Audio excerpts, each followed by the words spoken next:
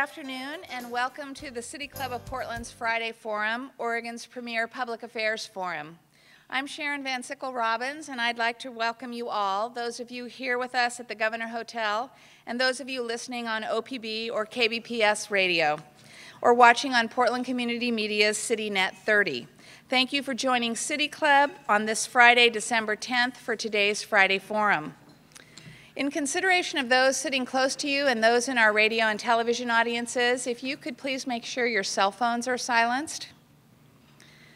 Today we're going to learn about Oregon forests and their relationship to the economy. But first, a few announcements. I'd like to start by recognizing our new City Club members. Leah Spink, who's from Marathon Education Partners. If you could please stand and let us welcome you. I'd also like to thank our media partners, including Oregon Business Magazine. And I'd like to offer our appreciation to the Friday Forum corporate sponsors whose generous financial support makes these City Club luncheons possible. We're extremely pleased to have 3 new sponsors for our winter quarter. Please join me in offering our sincere appreciation to Stoll Reeves, The Standard, and West Coast Bank.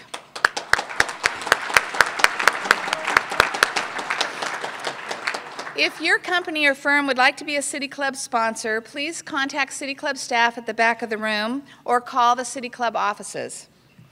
Finally, City Club's annual fund is in full swing. Donations to this fund play a significant role in supporting City Club's civic engagement efforts and are critical to the life of the club. If you've already given to the annual fund this year, could you please stand and let us thank you?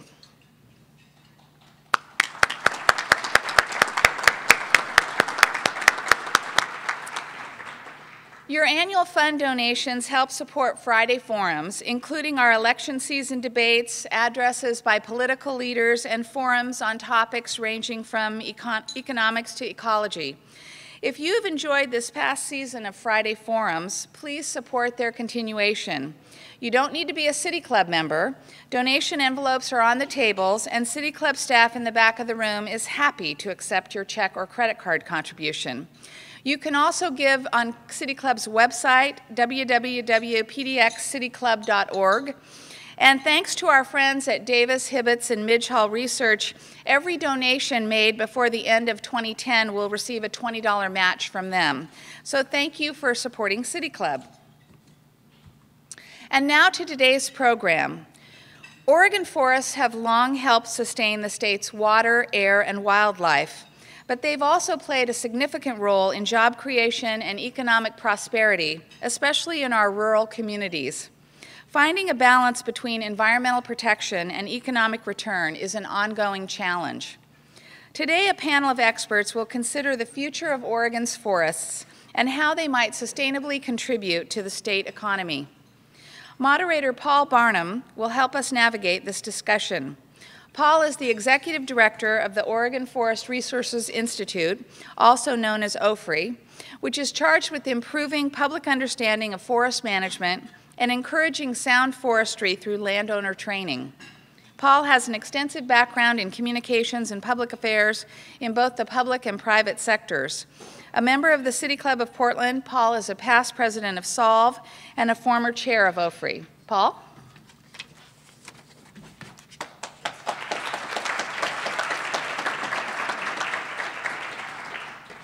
Thank you, Sharon, for that introduction. Good afternoon, City Club members, guests, OPB listeners.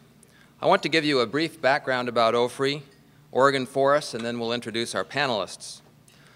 The legislature created the Oregon Forest Resources Institute in 1991 to inform the public about Oregon forests and forest management and to educate forest landowners about sound forest management practices.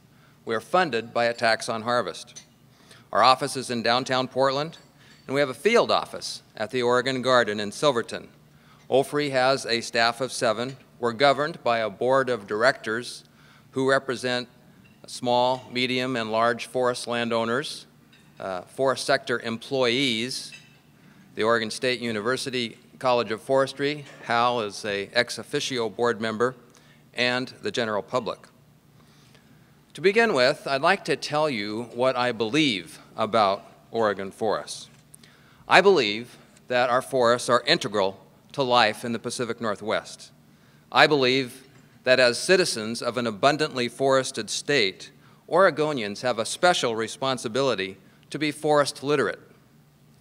I applaud City Club for reaching out to increase members' knowledge of Oregon forests and the many environmental, economic, and social benefits that we expect our forests to provide. I believe that it's only through increased understanding and knowledge that we can be more effective stewards of this wonderful resource. Now, what I believe about Oregon's forests is surprisingly close to what other Oregonians believe. This past spring, OFRI and the Department of Forestry commissioned the Portland polling firm of Davis, Hibbets, and Midgall to undertake a comprehensive scientific study of Oregonians' values and beliefs about forest management. I want to share several of the more significant findings, and for those who would like more information, a copy of the executive summary is at the back table, and you can pick it up when you leave. Number one, Oregonians love their forests. Their beauty, accessibility, their economic opportunity, wildlife habitat, and just because they're there. 8 in 10 Oregonians think the forest should be managed to achieve both economic and environmental values.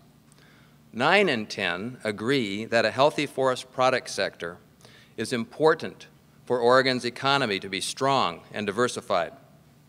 Focus group participants used the word balance over and said it's possible to do it all. Oregonians want timber harvest to remain an important part of Oregon's economy, but only if the harvesting is done in a sustainable manner that does not harm the appearance or the abundance of forests.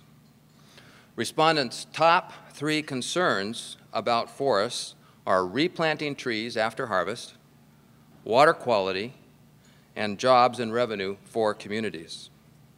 Well, so much for the beliefs.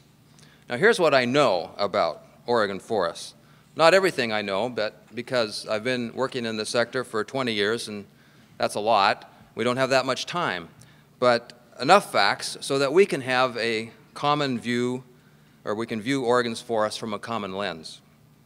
And by the way, these facts are taken from OFRI's 2011 Oregon Forest Facts and Figures, which we publish biennially and which will be available on our website, OregonForest.org, at the beginning of the year.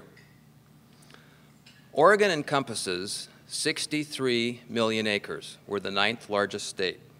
Nearly half of that land base, so 30 million acres, is forested.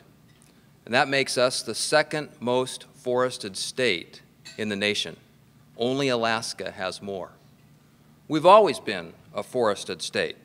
And I think it will interest you to know that at the beginning of this century, in 2007, Oregon forest land comprised nearly 99% of the area that forests occupied in the early 17th century, 1630. This compares with 87% in Washington and 74% in California. Of the more than 30 million acres that are forested, the biggest share is owned and managed by the federal government.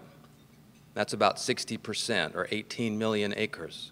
That's an area the size of South Carolina. The rest is owned by large private, small private, state and other public, and tribal. The forest products sector in Oregon is the largest in the nation, even today, and it has been for years. Accounts for nearly 1/5 of the U.S. softwood lumber production.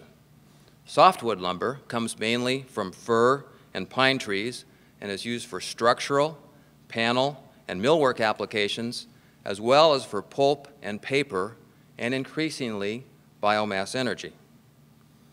Lumber sales, as we know, are dependent on housing starts. You're all aware of the Great Recession's impact on housing, but let me dimension it for you. 5 years ago, at the height of the real estate bubble, housing starts totaled over 2 million nationally on an annualized basis. By 2009, they had fallen to less than 600,000 and are currently perking along between 500 and 600,000 per year on an annualized basis. Neither one of those extremes are sustainable. Housing experts estimate that a sustainable national housing replacement rate is somewhere north of 1 million housing starts annually. So that's something to look forward to anyway. Timber harvest is obviously affected by housing. In 2009, Oregon timber harvests reached their lowest level since the Great Depression. That varies somewhat by landowner. Since 1989, timber harvest on federal lands has dropped 90% due to a major shift in management emphasis and environmental litigation.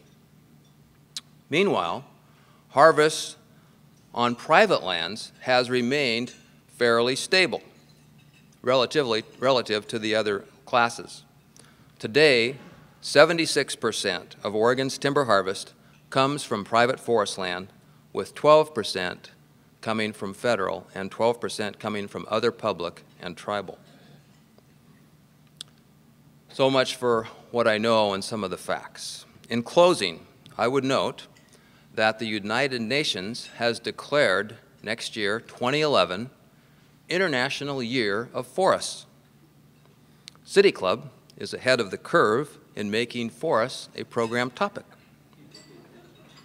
2011 is also the year that the State Board of Forestry, the citizen board charged with oversight of the state's forests and our forest protection rules, will publish a new statewide strategic plan called the Forestry Program for Oregon. I've brought draft copies of that plan with me. They're on the back table as well. And the public is invited to comment on the Forestry Program for Oregon through December 31st. Let me now introduce our distinguished panelists who can perhaps help us find some meaning in all of this information. Starting on the far right, Sybil Ackerman has been active in Oregon environmental causes since the 1990s. She's currently executive director of the Portland-based Lazar Foundation, which funds projects to protect the environment. She was previously legislative affairs director for the Oregon League of Conservation Voters. Her credentials include positions with the National Wildlife Federation, Sierra Club, and the Audubon Society of Portland.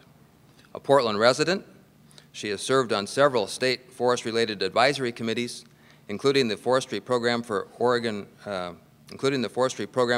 Revision Committee, State Forest Advisory Committee, and State Forest Habitat Conservation Committee. Sybil is Governor Kulongoski's newest appointment to the Board of Forestry.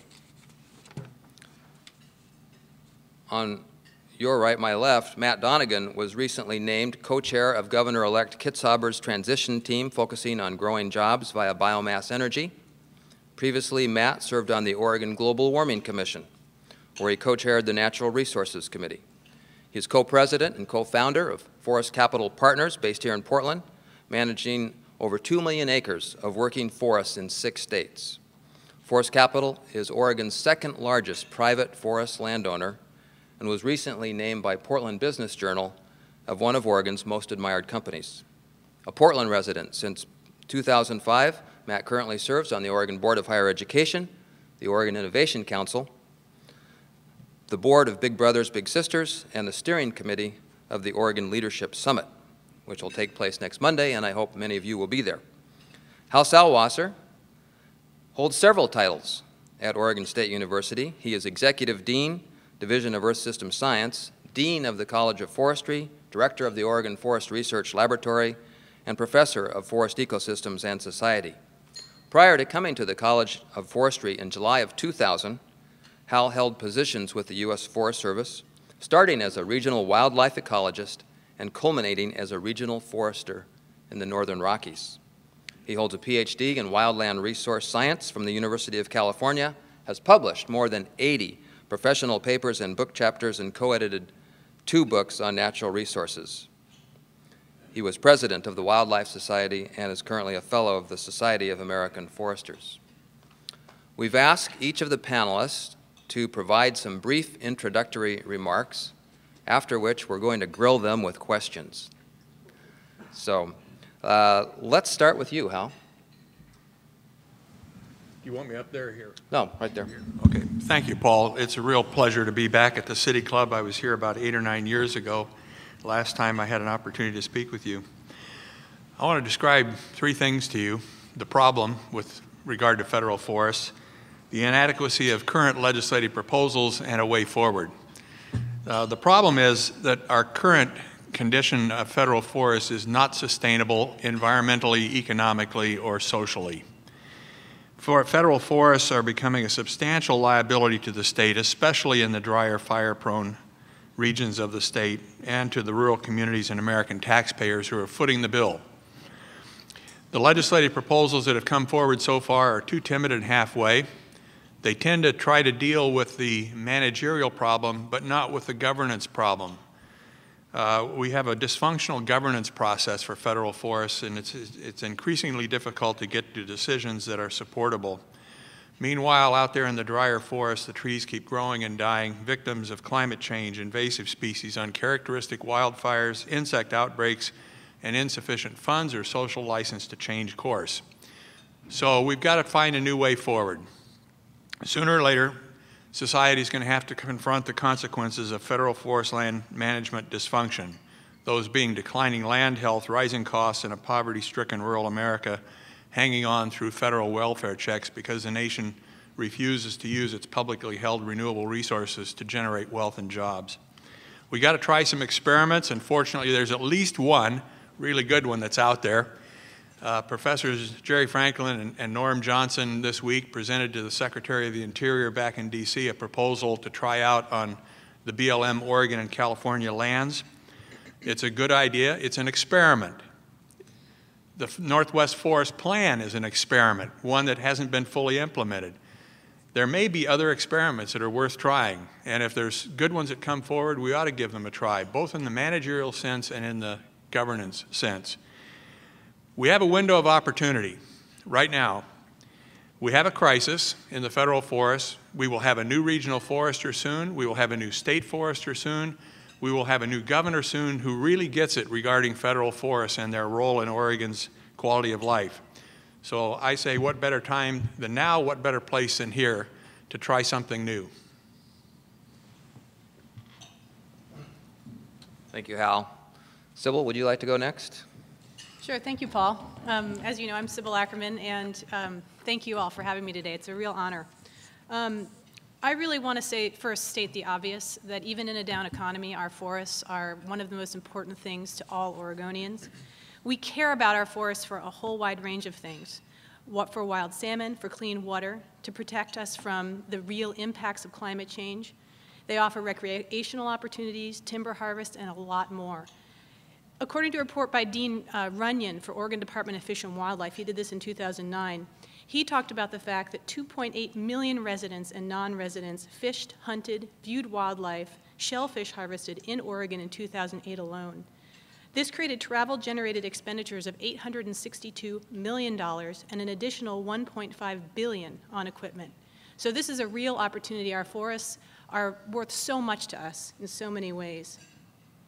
As a Board of Forestry member, I want to ensure that we focus on providing a vision of sustainability for our forests that include both social, economic, and environmental benefits for forest protection. I'm in the privileged position to, is there something wrong with the mic? Okay, all right. I'm in the privileged position to help us in Oregon create a strong vision for the future. There are a lot of interesting experiments going on, and I don't want to repeat some of the things that Hal talked about already, but in Oregon, I think we're very inventive. In terms of what we're looking at with the January session coming up and the budget deficit and just everything that we have to deal with, at the same time, the Board of Forestry is thinking about things like special places legislation for the Tillamook and Clatsop State Forest that look at some of the best places for recreation and clean water and try to protect those on balance with some of the other key important things like creating timber revenue and logging in our forests as well. Also, on the federal lands front, We are dealing with some really interesting experiments that Hal's talking about, and I think with the fact that we have these significant challenges with secure rural schools, the Secure Rural Schools Act about to expire, and our county governments across the whole state worried about going bankrupt, we have an opportunity here to really think creatively about how to both protect our forests and use our forests in the future as a dominant source of revenue for us. Also, Senator Wyden has some very interesting East Side forest legislation. He's in intensive negotiations with people from the environmental community and from the timber industry to talk about how can we create good restoration opportunities that can also provide for the communities through economics and also provide for wildlife. The Oregon Department of Forestry is also itself dealing with severe shortages from the general fund. We are getting some money from the federal government, but these are all specific site projects that will expire in due time. We need to make sure we have a good, sustainable, long-term source of revenue for the department in order to make sure that we can help fight fire, provide for good long-term vision for sustainability, and help all of our communities thrive economically. So that's all I want to say in the 3 minutes. Okay, well, I'm sure you'll have more to say later. Let's turn to Matt. Thank you, Paul, and thank you to the City Club of Portland for this opportunity to speak with you today. Today's forum poses the question, are Oregon's forests an old key to the new economy? And as you might expect, my company's business strategy asks the same question, and I would like to share with you some excerpts from our strategic plan. Let me start with location, for I sit here as someone who has actually voted with his feet on Oregon's future. When my wife and I decided 5 years ago to move west from Boston, we considered San Francisco, Seattle, and even Boulder, but ultimately Oregon was our choice. My company has since built offices across the state and employs many hundreds of employees and contractors. We have staked our future on the outlook of Oregon's forests, and we are optimistic. Let me speak further about five key assumptions in my company's strategic plan. Number one, building products will remain Oregon's driving force. Oregon is America's top lumber producer and plywood producer. Oregon's timber companies are modern and tenacious in staying globally competitive.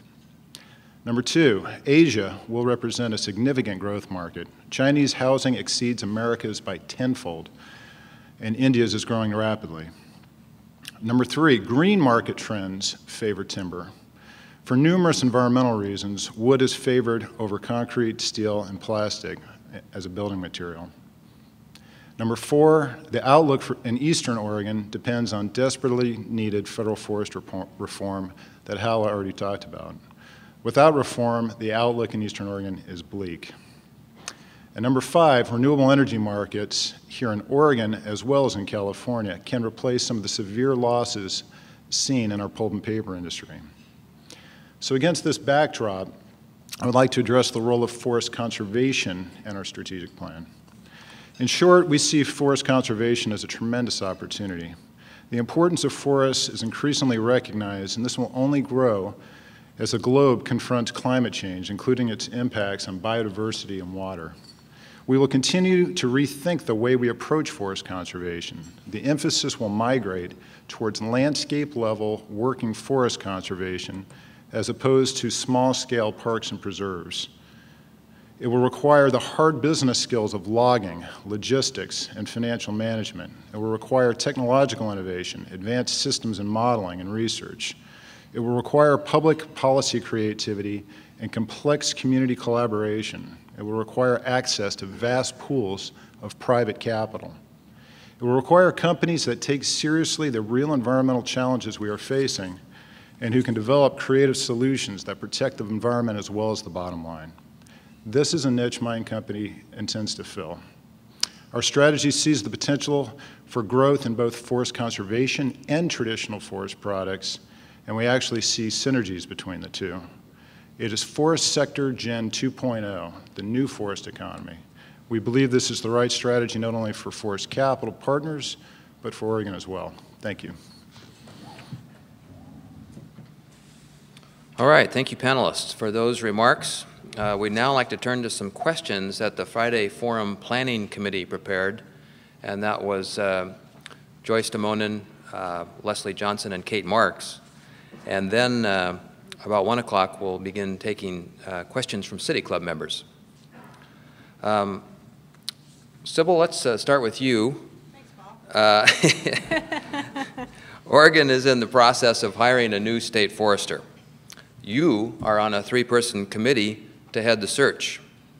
The Oregonian editorialized last month that Oregon needs much more than a practical forester. What qualities do you think will best serve our state in the 21st century? Thanks for asking that question. It's a very important one. And as you all know in this audience probably and on the radio, that who we choose as a state forester is one of the most important questions I think that I personally will have to work on in the 4-year term that I'm serving. This person should have vision, this person should have leadership, and this person should take very seriously sustainability and the 3 prongs of sustainability: environment, economic, and social prongs. The Oregon Department of Forestry has actually been working on this issue for many, many, many years. And so it's not like we need somebody that's going to come in and do massive reform. But what we do need is somebody who can take it to the next step, given the fact that our forests are valuable for so many reasons to us. Our previous state forester, Jim Brown, really liked to talk about the 3 legs of the stool, and he really helped start us on this path by really focusing the department on something called the Montreal Protocol process. And we really have mirrored a lot of what we've done off of that. So in terms of, as you know, I'm just one person. We've got a lot of people who are thinking about this. But in terms of me and what I'm going to be looking at when I look at a state forester, I want someone who's flexible in their thinking, who will really try to figure out how to make sure that we continue what we started with our really strong commitment to things that are linked to sustainability and the Montreal Protocol. And I want to look both within the agency itself and outside the agency, and really think try not to think about everyone pushing on me, saying, here, you need to have someone who thinks this and this, but think really about the individual, and is that person going to really be able to be good to our state, and think strongly about how to make sure that timber and logging are still a part of our economy. We need to keep it going there, and we also need to be sure that wildlife and conservation are still there on the table too. And I think we can find someone. We already have some really good people that have shown an interest in this. And we're on a fast track too, which I think is really important. We're not going to just sort of dawdle around. We're hoping to have somebody hired and in place by mid-February. Now that might slip a little bit, but that's where we're headed now. All right. Thank you very much. Matt, when asked, from the values and belief study that I referenced earlier, when asked which is the larger threat to Oregon's forests, harvesting trees for wood products, or forests being converted to non-forest uses, 3/4 of Oregonians said conversion to non-forest uses. What is this threat, and what can we do about it? You know, this has become one of the highest priorities of conservation groups like the Conservation Fund, the Trust for Public Lands, the Nature Conservancy, as well as federal and state agencies all across the United States. Larry Seltzer, a good friend of mine and the CEO of the Conservation Fund back in D.C., has described it as the single greatest conservation challenge confronting the United States. So what is it? It's the fact that landowners are financially motivated to convert their land to real estate or break large parcels into smaller tracts, a process called fragmentation. This threatens a number of public values, including wildlife habitat, water quality, and biodiversity, and introduces fire risk. And the cause is economics. Real estate values can swamp forestry values by many orders of magnitude, or a landowner can easily double or triple his investment by simply breaking the parcel into smaller pieces. It's an economic problem, and it requires economic solutions that promote forest land use, such as traditional wood economics, i.e. promoting new manufacturing, or new ecosystem services like water units and carbon units. These would complement zoning mechanisms like Oregon's land use planning system, as well as voluntary conservation easements that compensate landowners for keeping tracts intact. We are very actively selling conservation easements, my company, in Minnesota. They are very innovative and work well. And one valuable side effect is that this really does forge common ground between timber groups and conservationists. Both can agree on the value of preserving working forests. Matt, for those who might not be familiar with the term conservation easement, can you just give us a definition of that? Well, conservation easements are essentially a form of zoning. Zoning is typically mandatory, in which case your property's land use is regulated involuntarily. Conservation easements achieve the same purpose, but on a voluntary basis and on a compensated basis. So, for instance, we just did a 76,000-acre conservation easement in Minnesota, and what we did is we calculated the value we could achieve by developing this property or converting it or breaking it up. We compared that against the value that we would achieve just by holding it into perpetuity and managing it for sustainable timber production, and we were compensated for that difference. Essentially, it's compensated zoning. So then the land in Minnesota stays forest. It is perpetually a working forest, and one of the specific, is obviously there are environmental objectives there that the state had. This came out of the state's general fund, but also economic development objectives. They want those forests there to sustain rural jobs at the local manufacturing facilities. Great, thank you. Hal, let's turn to you. The Great Recession has hammered rural Oregon.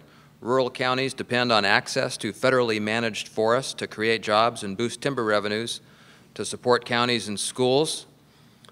We have a new governor, a new legislature, pretty much the same congressional delegation, but how can they and even citizens, what can we do to restore federal forest-related jobs while balancing society's need for sustainable forests? Thanks, Paul. First, I think we need to recognize that you don't thin your way to sustainability.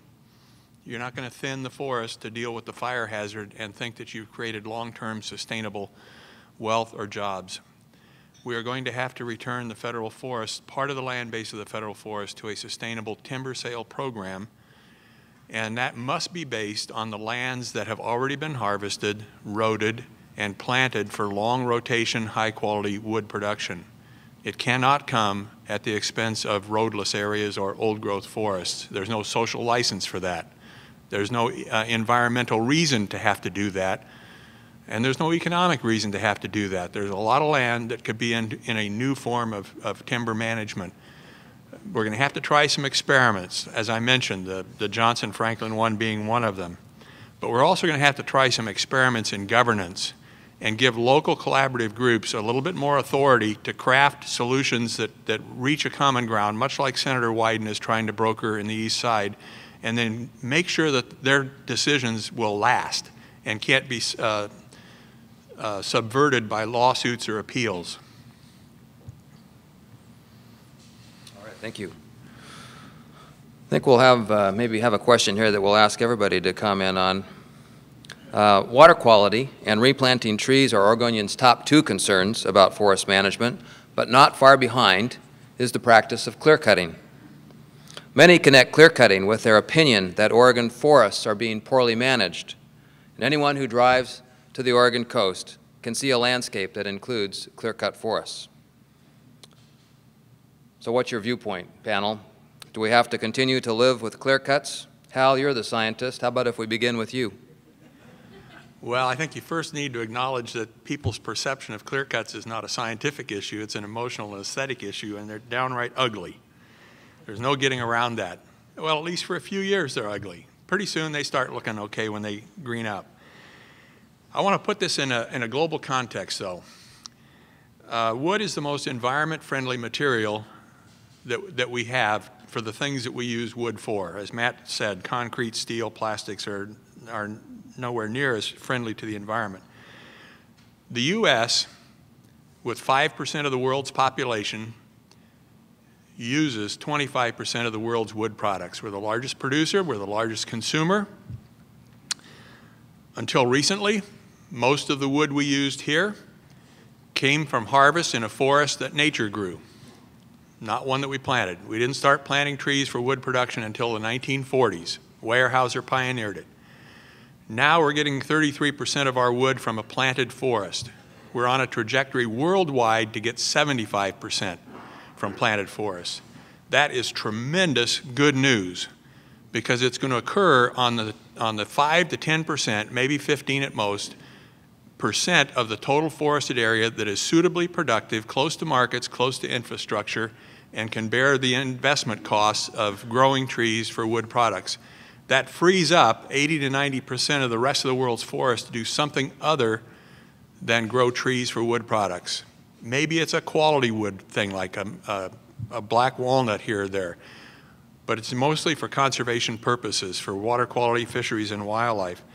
So, yeah, clear cuts are ugly, but the Pacific Northwest happens to be one of the 5 to 6 places in the world where growing trees for wood is a good environmental, economic, and social proposition. So it's really a social choice. It's not about the ugliness or the local ephemeral effects of clear cuts from a scientific basis. It's about how much forest area people want to have periodic harvests in and whether they prefer forest to other land uses. Thanks, Hal. How about our other panelists? Sybil, would you care to comment on this question? Sure, I have a couple of thoughts. I agree with Hal that and there's a lot of pieces of clear cutting that are social. I mean, you drive out to the coast and you see clear cuts, you don't know what you're doing, and you're looking at it and you say, oh, it's ugly, you know? There is, though, I'm not a real lawyer, but I have a law degree, and I did spend time when I was at Audubon looking at the effects and working with scientists on the effects of clear cuts in particular areas where there's steep slopes or places where you really care about salmon in specific rivers, and there's site-specific questions and issues around clear cuts and how it can affect fish and wildlife. And that's something I just wanted to put on the table. I think Hal's nodding his head. He agrees with me on that piece, I think. Yes, absolutely. And so clear cuts are a part of our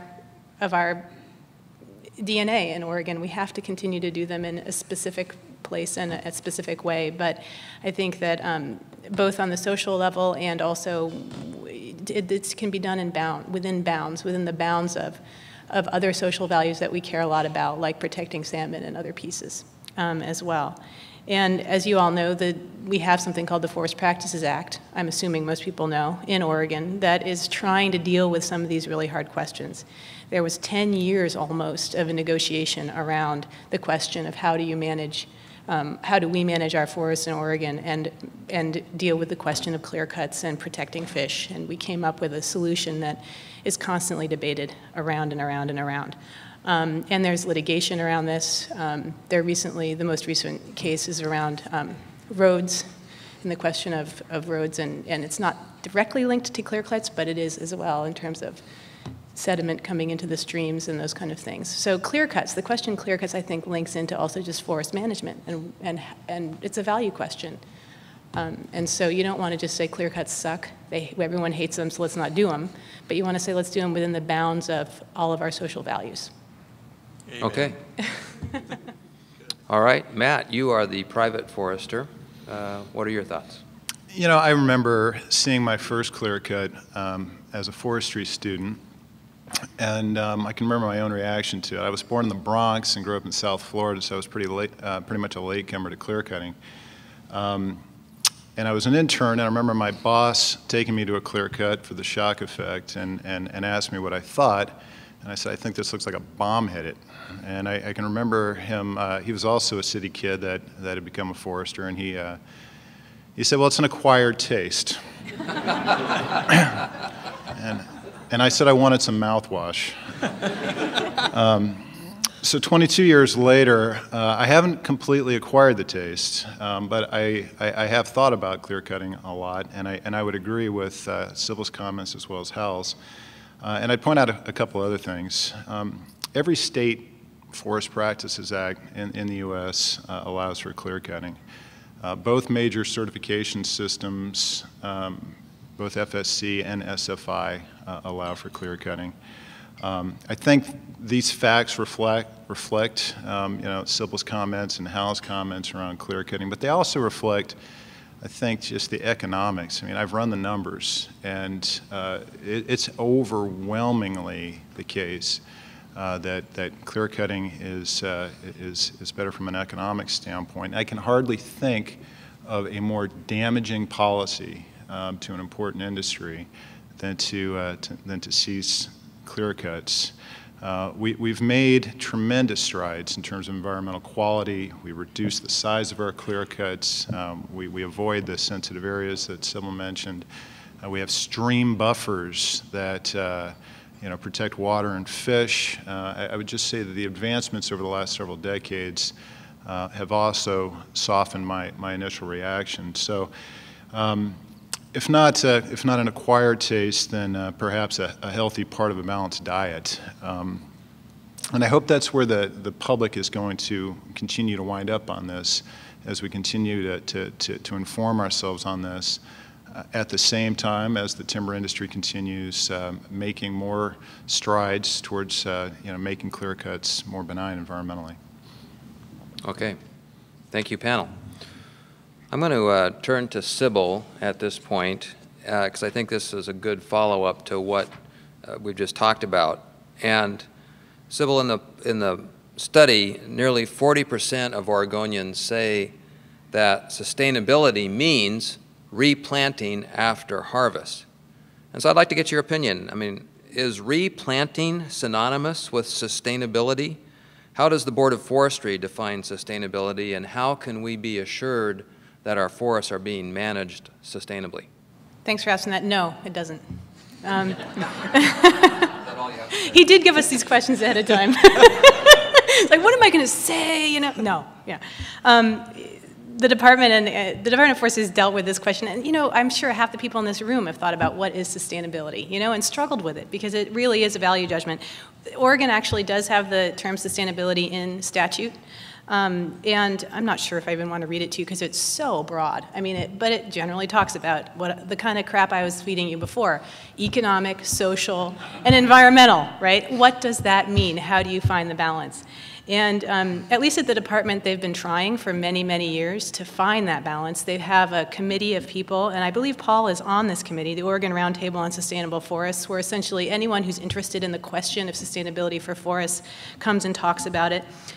For the department, what we think about is we want a healthy and diverse forest ecosystem community that produces abundant timber and other forest products, habitat to support healthy populations of native plants and animals, productive soil, clean water, clean air, open space, recreational opportunities, and healthy communities.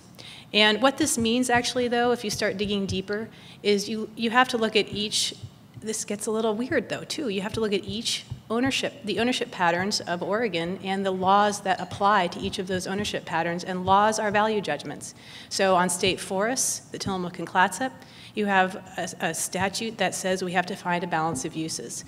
On private forests, you have the Forest Practices Act that looks at the interests of private forest owners and timber owners, as well as tries to infuse some other social values in those. On federal lands, you have different pieces. So the department also has something called the Federal Forest Land Advisory Committee that's sort of thinking about how do we infuse our values as Oregonians into the values of what the federal government wants to do, and has some proposals about restoration projects, things that some of the things that Hal was talking about before. So sustainability is in the eye of the beholder, and we can decide we're being sustainable or not sustainable based on our own value judgments. But I think it's also important to remember that we are trying at the department and other places to figure out what that means applied on the landscape. And the forestry plan for Oregon that Paul has in the back, we have that has a bunch of goals. For sustainability, we have 19 indicators, 7 strategies. I mean, this stuff is being thought about. So, if you want to actually engage, you can engage in this Forestry Plan for Oregon process, because that's one of the places where we're talking about it at the department. Thanks. Does anybody doubt the governor's wisdom in appointing this blunt plain-spoken woman to the Board of Forestry? We have just about 3 minutes left, and then we'll be taking some questions from City Club members. Let's turn to Matt, and the governor-elect has appointed you to the Biomass Committee on his transition team, and 3/4 of Oregonians say that it's either somewhat or very important to develop the state's biomass energy industry, yet some groups oppose development of biomass because of concerns about air pollution and overharvesting. Matt, what's the answer? Can we as a state develop this energy source and still protect the environment? Well, thanks, Paul. Let me start by saying I take climate change very seriously. I served on the Governor's Global Warming Commission, and so I do take it very seriously, and therefore I take renewable energy policy very seriously, and therefore I take biomass renewable energy policy very seriously with regard to climate change. And the general thesis on biomass is that forests naturally sequester carbon via photosynthesis, and then they re-emit the carbon up into the atmosphere via rotting or via fire. And so this is a closed-loop system that is naturally occurring with us or without us. And so the magic is to try to harness that system for use in energy creation and energy generation, and in doing so displace fossil fuels, which are not a closed-loop system. We're just simply pumping carbon up into the atmosphere. And so as long as this closed-loop system, as long as the integrity is there of that system, both national and international science has long recognized the carbon neutrality of biomass. And so really I think what most of the debate focuses on is the closed-loop system intact? Is there integrity? And so generally that means you look at, is reforestation occurring? Are forest stocks being depleted, or are they growing, are they stable? And as long as they're stable or growing and you're reforesting, and generally speaking you look at things as being carbon neutral and the loop is intact. Now there is a question around at what scale do you look at this? Do you look at it on an individual acre basis? Do you look at it at a state basis or a national basis? And generally speaking we feel that larger landscapes make more sense, and in Oregon we do require reforestation, and our forest stocks have been growing, and we have these catastrophic wildfires that are emitting, spectacular sums of carbon into the atmosphere without generating any energy, and so that's really the environmental basis behind the argument. So the first question for our speakers, as always, will be from our Friday Forum host, and our host today is City Club Treasurer Ted Kay. Ted has been a City Club member since 1990, and he received the City Club President's Award in 2008 and 2009. Thank you, Sharon.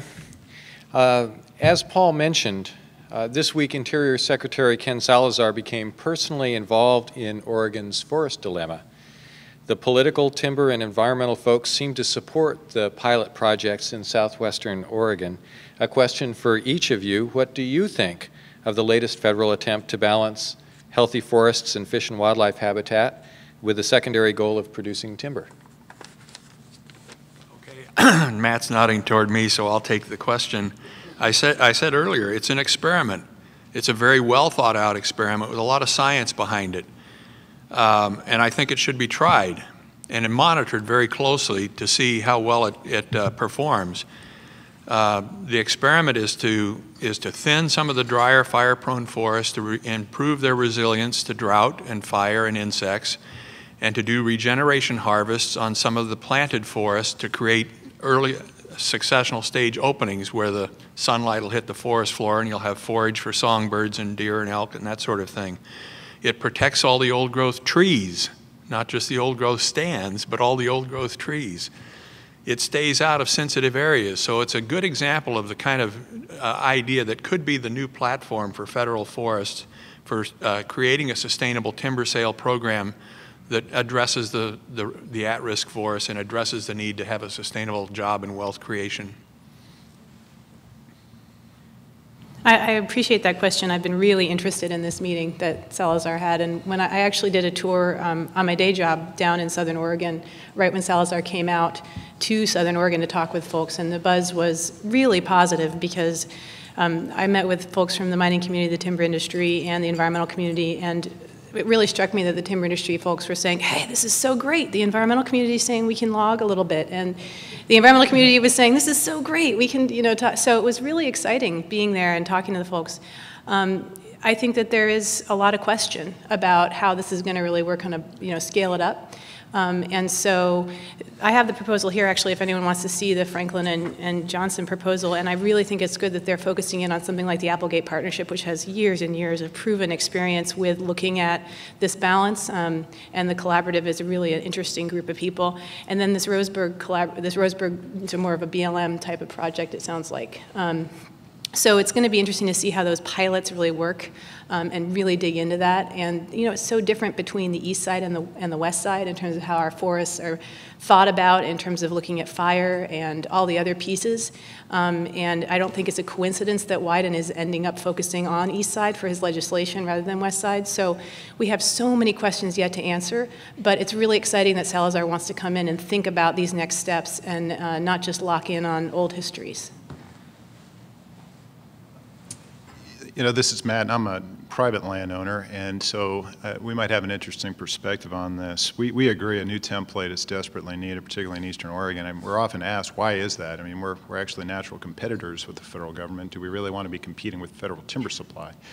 And the short answer is yes, we do, because we are part of an overall economic ecosystem that includes mills and loggers and road builders and tree planters, and we need critical mass. And without the federal timber program on the east side, there isn't sufficient critical mass to sustain that ecosystem. And so what we're seeing is little by little attrition of mills, of loggers, road builders. I mean, just the whole contractor force is collapsing over there. And so landowners like us over on the east side are not going to be able to sustain that entirely, and we're going to see our industrial infrastructure crumble.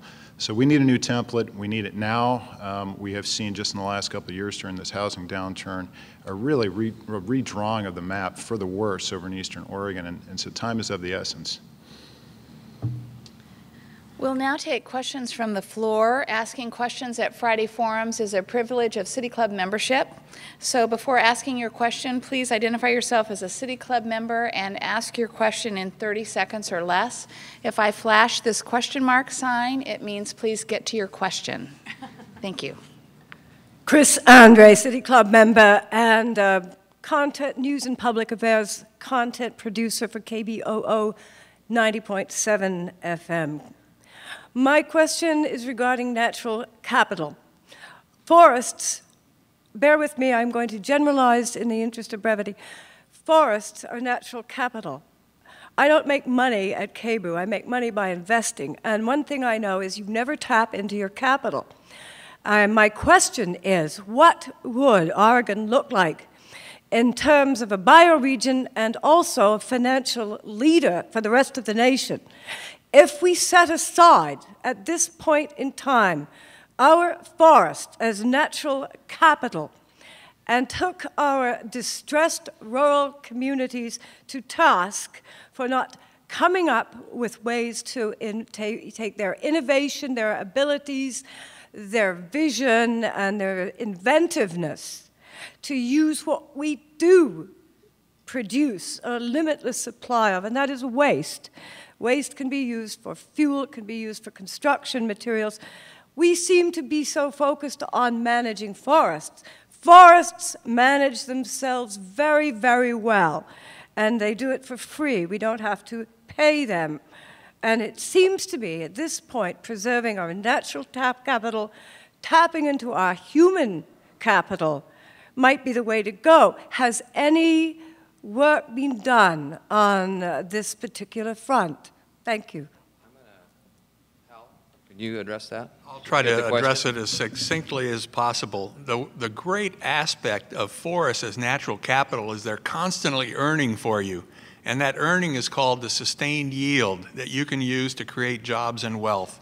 And you don't have to dip into the capital. That's why I said you don't have to go cut the roadless areas or the old growth trees anymore. Use the natural capital and its growth potential to sustain your economic well-being and the vitality of rural communities. Okay. Next question. Yes, Fred Neal, City Club member. I live in Western Oregon. I have Eastern Oregon roots. I am an Oregonian. I appreciate the answers to Mr. Kay's question, distinguishing Western forest, Doug fir predominant, from Eastern and pine forest. Dr. Salwasser, you made a statement that you can't thin your way to a sustainable forest. But the Eastern Oregon forest seems very unhealthy at this point and must be thinned in order to be a healthy forest. And I'd like you to, or any of the panel members with some expertise in this, which I do not have, how you get to a healthy forest, especially in the pine timbers, and then from there to a sustainable three-pronged forest, as Sarah pointed out. Okay, the question was directed to Hal, so let's I'll start. The science of it. If you've got a forest that's in an unhealthy condition because it's got much too high a stocking rate, you got too many straws in the water table, sucking the water out and stressing all the trees around them. The way you would do that, you'd try to simulate nature. Nature thinned those forests with fires and insects and recycled them and renewed them. We have to go out and try to mechanically reduce the fuel loads right now before we get fire back into the system. And we need to get fire back into the system because just thinning trees does not simulate the ecological role of fire. So if you do it right, and you have to have a social license to put smoke in the air, if you do it right, you're going to thin to a condition where you will then use fire from there on out. That's what's not economically sustainable. It's ecologically ideal, but you don't want to let the forest grow back up into the condition that forced you to go in and thin it in the first place. That's what I meant by you can't thin your way to sustainability. Yep, Sybil. I had a very short follow-up. I've been thinking a lot about fire because it is a really big issue in terms of how you manage some of these lands. And I know I talked about the Applegate Partnership already because of the Salwasser visit, but the Applegate Partnership's also been working on a fire plan locally in that area, and I find it very intriguing. And I just think that anyone who wants to look into this a little bit more might want to check out that work. Okay. Should we go to the next question? Joella Werlin, City Club member. I want to ask about the printing industry in Oregon and a potential for development there. I did helped a woman produce a book, an art book, a beautifully produced art book. We worked with a publisher in the Seattle area that works on art book publishing for people across the country and across the world. And they are doing 90% of their printing now is in China. 90%. Why there? Why not here? Thank you for that question. Matt, can you take that on? I would say that all across North America, we've just seen a very dramatic downsizing of the paper industry. Most of our mills were built a long, long time ago. Here in the Northwest, several mills built 80 to 100 years ago. These are very capital-intensive mills, extremely capital-intensive, billion-dollar types of investments. And so in order to attract that type of capital to modernize your facilities, there has to be an economic model and economic justification for that. And we just haven't seen that here in the Northwest for a number of reasons. And so you've just seen this continued atrophy of the Northwestern pulp and paper industry. I think on our wall we've got a map of Oregon 1996, and there were 20 pulp mills in Oregon. Now there's 4. And so we have seen extraordinary attrition in our pulp and paper sector. And this is terrible news because now what we're doing is we're exporting chips and sawmill residuals. You used to get sent over to the pulp mill and they'd make paper out of it. Now we're exporting those over to China, as you say, or Japan mostly. And with that, we're exporting jobs that used to be here in Oregon. I mean, when the Albany facility shut down here recently, I think we lost 2,000 jobs, and very well-paying jobs. I mean, it's a real issue. And so I don't think what you're going to find is that, I don't think you'll see another pulp mill built, probably not in North America. We haven't seen one built anywhere in the U.S. in, I want to say, 25, 30 years. They're all going to Brazil, they're going to China. But what we can see is potentially biomass energy. And so what this is really the thesis behind biomass energy is to take the losses that we've suffered in the pulp and paper sector and say, well, maybe these manufacturing residuals, logging residuals can be sent for and produced domestically for biomass energy, keeping the jobs here and then having all the environmental benefits that I talked about earlier. Okay, this will be our last question. Hopefully it'll be short. Richard Ross, City Club member. About a year ago, I read a great book about Oregon called Tough Times in Paradise. It's the history of Coos Bay for the last century, and it speaks to the comments that have just been made, the boom and bust of timber towns, and what are the social and economic consequences. So my question is, first, I don't think the model that's happened in Coos Bay is affordable for the state's future, replacing timber production with casinos, or Oak Ridge, where they're trying to replace the devastation of the loss of the timber mills with mountain biking.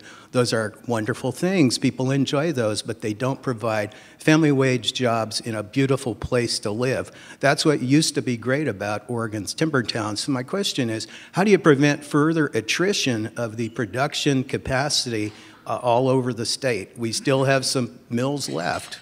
What's going to stop them from selling out to other uses? I'll take a. Go ahead. Okay. I'll take a first stab at this and turn it over to my fellow panelists. You know, I think there are some signs of hope. I mean, one thing I would point out is that private forests now are just much, much more productive than they used to be, and what we are. So the yields on private forests, to a certain degree, can offset the losses on the public forests. And so you are seeing private forests have ramped up their harvests and on a percentage basis relative to their historic levels. And so I think to the extent we can increase, you know, our productivity on our private forests, that will help. But by no means is that going to be the whole trick. I mean, I think that the real trick is that we have to reform federal timber policy here in the Northwest. All those mills built up under a certain economic model, and when they drastically changed federal timber policy, they drastically changed the business models. And so I think some sort of a normalization via federal timber reform is our greatest bet. We have run out of time for further questions or answers, and we'll have to stop for the day. Join us next week for our final Friday forum before the holiday break, a talk by Mercy Corps CEO Neil Kenny Geyer about young people serving others in global hotspots. As we close, please join me in expressing our appreciation to today's guests, Sybil Ackerman, Matt Donegan, Hal Salwasser, and moderator Paul Barnum. We're adjourned.